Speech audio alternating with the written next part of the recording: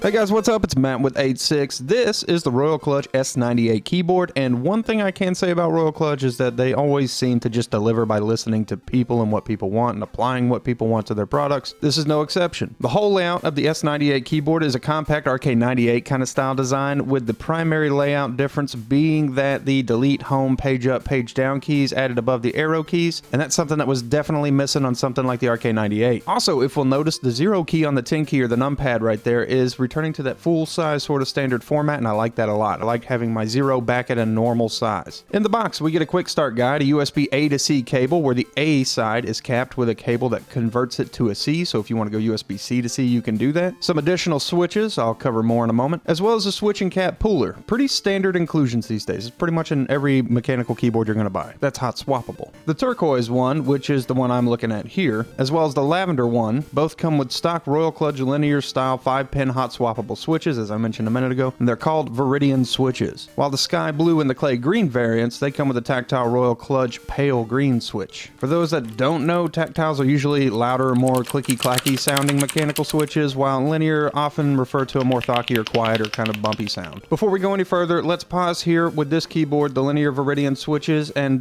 we'll go over what it sounds like. We'll do a Tippity Tap Test. Keep in mind there is a double layer foam pad inside here for a dampening effect, and you'll kind of hear how it's more of a thockish sound.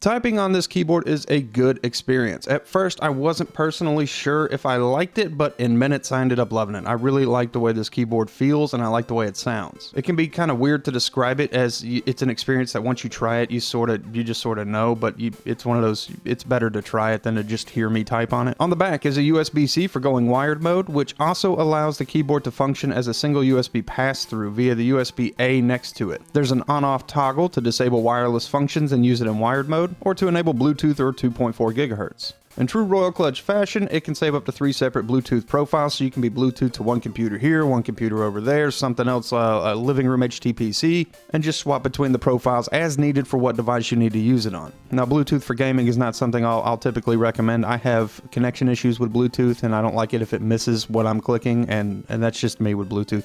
Maybe you have better luck, but not me. I don't use Bluetooth for gaming. If you prefer 2.4 gigahertz wireless mode, the dongle is stashed away with a little magnetic hidey hole, and it helps to keep it somewhat secure in transit so that you don't easily lose it. Royal Kludge does an excellent job of making all the keyboard's features onboard detailed control, and that's for anybody wishing to skip over using software. So while you can reassign keys to preset things in here if you wanted to add like an end button because they left end off of this, the thing I notice is missing most is the fact that you can't really do macros in here, and by you can't really do macros, you can't do macros in here yet, but there is space over here, and I assume Royal Kludge will probably add that in later. Maybe there's some bugs to work out. For the most part, the only thing that you have the software for at the moment is for the TFT screen, which is where you can add in your custom GIFs to put your own pretty pictures in there, download ones, or make your own. For the most part, everything can be done on this keyboard without the use of the software. The volume wheel on the top right lets you depress it to swap between volume and accessing a mini app controller that you see on this keyboard. You can select feature functions like lighting and use the wheel to cycle through the different modes.